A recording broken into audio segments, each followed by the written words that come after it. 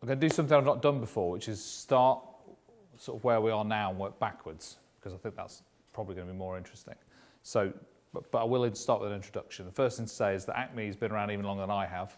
So it started in 1972, a couple of graduates looking for somewhere cheap to work, stumbled across empty houses in East London. The key thing about Acme, which feeds everything, even what we're doing now, is how we were constituted at that point, which is as a housing association, not as an arts organisation, even though that's primarily what we were. So a housing association for artists in necessitous circumstances, and we would provide them with housing or studio space upon terms appropriate to their means. In other words, artists with no money, or artists, giving them rents that they can afford. And that's the starting point for everything we do.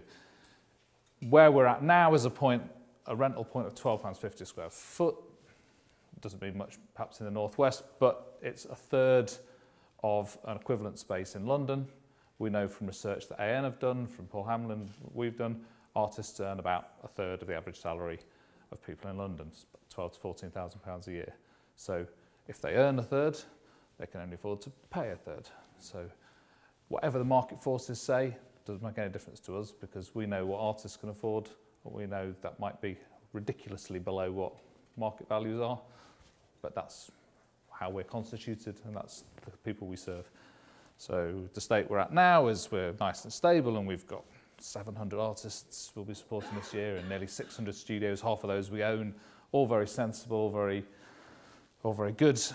Wasn't always that way. So I'm going to go back in time slightly. This is 2010. This is a mixed-use new development scheme. You can see that there's housing at the top and these are studios along the bottom.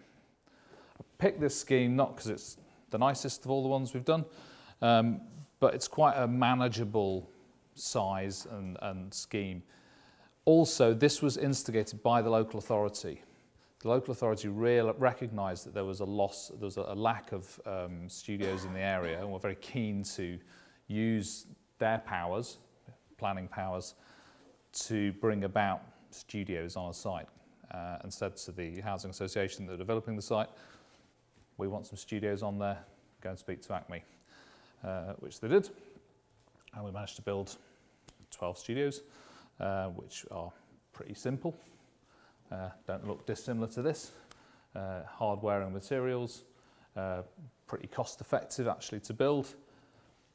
In numbers, it was not a huge area, but manageable. It was previously a builder's yard, and this is quite important. A lot of local authorities, and there are 33 in London, so I think it's difficult dealing with the difference between City of Manchester and City of Salford. Try dealing with 33 cities, all with a different local plan, all with different agendas, different politics. It's hard work. Anyway, most of them have key industrial business areas, strategic industrial land, whatever acronym they want to use. Effectively, it's commercial, it's industrial space. They don't want to see it turned solely into housing. So, artists are an industry, artists are small businesses, and they wanted to see employment use continued on the site. And interestingly, they, with a bit of steering from us, made it part of the planning permission that the housing association would only get planning permission if they built affordable workspace on that site. If they didn't do that, they weren't getting planning permission. So we became a sort of agent to ensure that that scheme happened, and that's for 75 years, which is not a super long lease for us, but it's pretty long, pretty close to permanent. I don't know if the building itself will last that long. Here's the building that changed everything for Acme. This back in 1996. It looks rather beautiful on here. It's not that beautiful in reality. It's a former fire station on the A12, which is a 6-lane motorway that turns into a tunnel that goes under River Thames. It's a pretty difficult site. It was again in a key industrial employment area, so no one could get residential use, so it's empty for the best part of 40 years. It's Grade 2 listed. It has a covenant on it that only the people who live in the building have to work in the building because originally they were firefighters.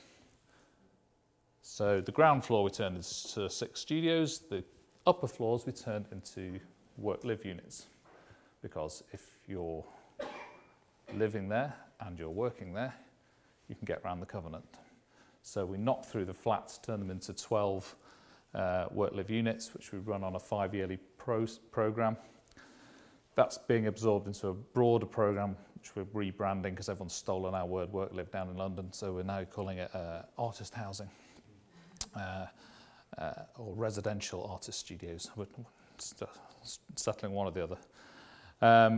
That gives a fixed rent for 5 years, which gives artists opportunities to plan in a rather uncertain, volatile environment in London. And that, interestingly, the criteria for that's changed over time. What we're looking at now is what can artists make of that 5-year period. Where will they be 5 years from now? So affordability, their necessitous circumstances is the first priority. How much do they need that space financially? And what transformational effect will it have on them? Is it just delaying the fact that they're going to move to Margate or Sheffield or Manchester? Or will it secure them a career in London in the longer term? So it's a bigger site. It's industrial use only. We purchased this with National Lottery when it first came on board in 1996, when grants were things that existed. Without that, we wouldn't be where we are now. So we bought this and another building. That gave us an asset base, which then we could borrow against. And the first slide, the first building I showed you, that was an Arts Council grant where we went to the Arts Council and said, can we have £2 million? And we'll build 175 studios in the next 5 years. And they said, okay, where? London. Anywhere specific? Not yet. Okay, there's £2 million. That was the funding environment in 2004. It's a completely different environment now. It is not going to happen. But that was possible at that point, and it enabled us to grow to the size we are now. Before we had buildings, we had houses. We were a housing association. This is a street in Acme in East London called Beck Road, which pretty much every house on that street was occupied by artists. These were called short life housing. These were houses which are earmarked for redevelopment, demolition. They're going to knock them all down, put a road through, build a school, build a tower, whatever they're going to do. They turfed out the tenants, compulsory purchased it, and was sitting empty. This is how Acme started, taking spaces nobody else wanted in the most horrible bits of London, such as Hackney, Bethnal Green, these horrible bits of London, which genuinely were horrible at the time, but not now. What do artists do when you give them a house for £1? They artist it. So the whole of the top floor gets smashed out, turned into a studio. The ground floor becomes a place to live in. The garden fences get removed and you get communal allotments going on. All different kinds of initiatives. None of it curated, none of it planned, none of it at all orchestrated by Acme. Just, there's a house. When we want it back, will you give it us back? Yeah, okay, off you go. Oh, and the rent's £1 a week. So that enabled artists to have a footing at a time back in the 70s and 80s when there wasn't much of an art market for artists other than quite established names. Why am I talking about that now? Well, it's quite interesting. That was 1972. You may have seen in the press lots of coverage of the homes for £1 in Liverpool, or the £1 home in Stoke, and other schemes in London as well. The rather catchy low-cost residential accommodation for artists, run by Bow Arts in London. We've done it before. These things are cyclical and they come back round.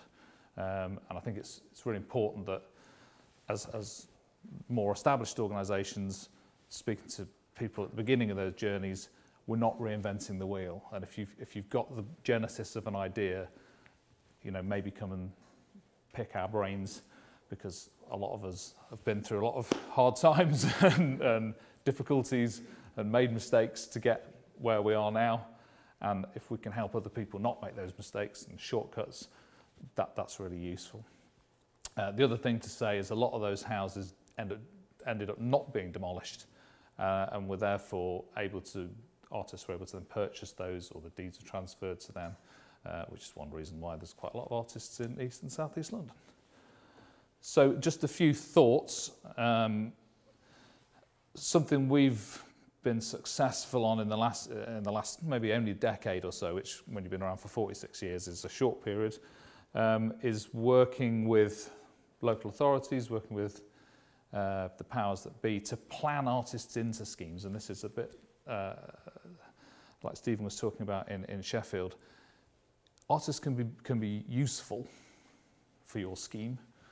Equally, you can manipulate that to say, well, okay, lock us in properly. If you genuinely want the she factor of artists living in as part of a scheme, fine. Give us a really, really, really, really long lease at not very much money at all.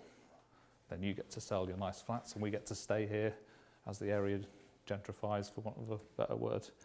So is there a problem you can help somebody solve? Has a local authority got a building that they can't dispose of? Is there an area of town that nobody wants to invest in? And I think there's a little bit of pioneering spirit, going where people haven't gone before, taking a punt on an old mill in a crappy bit of Manchester that nobody's interested in, that's now a really exciting investment opportunity for developers in London. You've got to be the first ones in. If you're the second or third ones in, you've kind of missed the opportunity in a way. Certainly for us with our commitment to low rents, if there's already a hot desking, open workspace place with designer lights and all the rest of it, that area's gone for us. If there's a Starbucks, and, forget it. At the same time, it's keeping to the principles. And I've been at Acme for 10 years, but David, one of the founders, has been there since the beginning. At times, I found them pretty frustrating to work with because they just stick to that one charitable objective. No matter what the winds of politics are saying, and at times we're in favour with the Arts Council, at times we're not out of favour, but we're not favour of the month. At times we're sort of on key with government policy, at times we're not. But they will not budge from what they want to do, which is to provide low-cost artist studio space or workspace. And that's it. They don't do programming, they don't do public exhibition space, they don't do community work. And I'd be railing, saying, this is the language we've got to be using, we've got to be talking about these things. And they would say, well, we don't do that, but artists do. If you give artists a secure, affordable space where they know they're not going to be turfed out, they can be there as long as they want, they know their rents are going to go up by 3% a year rather than 300% a year as is happening in parts of London. That's when those investments start to happen. That's when people start to make links with local schools, start to link with other artists, start to do cross-disciplinary projects. So those things will come. When we first moved to a building in Bethnal Green in 1982, which, if you know London, it's about 3 miles east of the city of London. When we were the first artist building there, Time Out, which is the arts magazine in London, came to see an exhibition there, and the journalist described it as going to Outer Mongolia. It was so far away from anything the art world could imagine. East London was never going to be a place for artists. Well, it's kind of been and gone, if you know the price in London. So you have to just stick to what you're doing and not be budged. In terms of funding, our experiences over the years, yes, we've had Arts Council funding at times, grant funding, and for quite a long time we were an MPO, not anymore. We haven't had local government funding, but local government's really important because local government pull the levers of things like planning. And there's lots of ways that planning gain, Section 106 is, if you want to get technical on these things, is about if a developer buys a plot and they want to build something, council have to get something back. That might be an improvement in the roads, it might be a park, it might be a GP surgery. It could even be affordable artist studios or a gallery or a dance space. So if you can lobby those officers and those people there to think slightly differently, they might not have the money anymore, but they do pull the levers. And another thing I've put on there is local enterprise partnerships. We have one site just outside London called High House, which was effectively funded by a combination of Arts Council, but most of the money came from what was at that time called a Regional Development Authority, which had been replaced by local enterprise partnerships. There is a Greater Manchester LEP. These are big bodies, typically run by men, who are businessmen who like to build roads and out-of-town industrial business parks. That seems to be the sort of main thing they do. But in London, the South East, they're starting to put a bit of pressure on them and say, well, look, you are about enterprise. That's what your job is, to encourage enterprise. The biggest growing sector in the UK is the creative industries. Artist studios are part of that. So instead of building business parks or logistics centres or new roads, if you want to be encouraging new business, maybe you should be thinking about infrastructure that supports the arts, because that's the growth industry in the UK. It's overtaken manufacturing.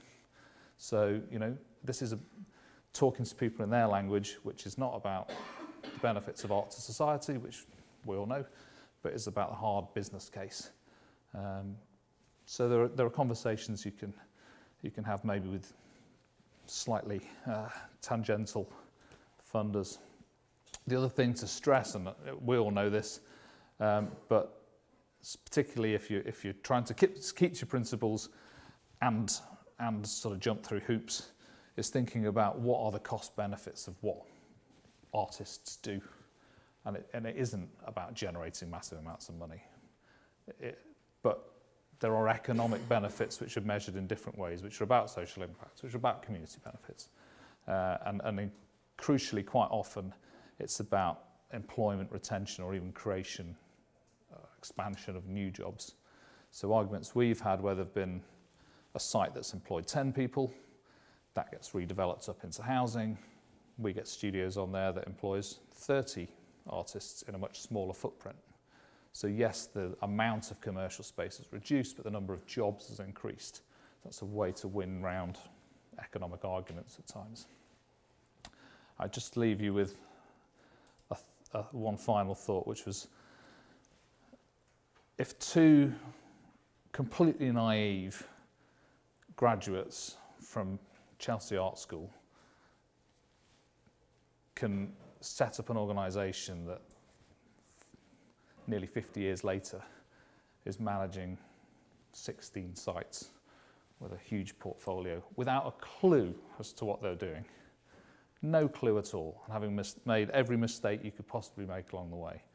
If they could do it in 1972, there's no reason why people today in 2018 can't do the same thing. And if we can help you make fewer mistakes along the way, we're more than happy to have those conversations. I think I'll leave it there. It's time for soup.